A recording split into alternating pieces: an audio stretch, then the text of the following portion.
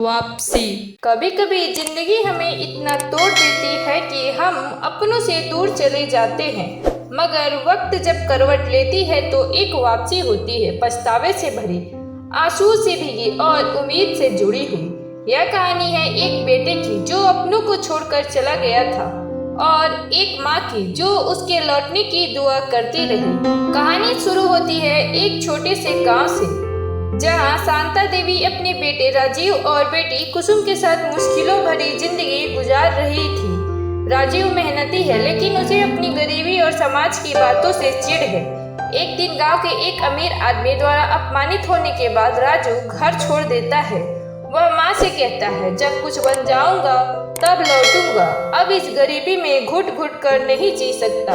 राजीव शहर में कई मुश्किलें झेलता है। वह मजदूरी करता है, फिर एक ढाबे पे काम करता है और अंत में एक ऑटो रिक्शा चलाने लगता है। धीरे धीरे वह एक ट्रांसपोर्ट कंपनी में काम पाकर मेहनत से तरक्की करता है। मुकेश नाम का एक दोस्त उसकी जिंदगी में आता है, जो उसे लालच, शराब और दिखावे की दुनिया में ले जाता है। राजीव अब खुद को कुछ बन चुका मानने लगता है, लेकिन दिल से खाली होता जा रहा है। उधर गांव में शांता देवी हर त्योहार, हर रात दरवाजे की तरफ देखती रहती है। कुसुम बड़ी हो गई है, उसकी शादी तय हो गई है, लेकिन माँ कहती है, मैं तब तक उसका हाथ नहीं पीला करूंगी जब तक राजीव ना लौटेगा। रवि कुसुम का मंगेतर समझदारी से इस परिवार को संभालता है, लेकिन सभी की आंखों में राजीव की वापसी की उम्मीद अभी भी है।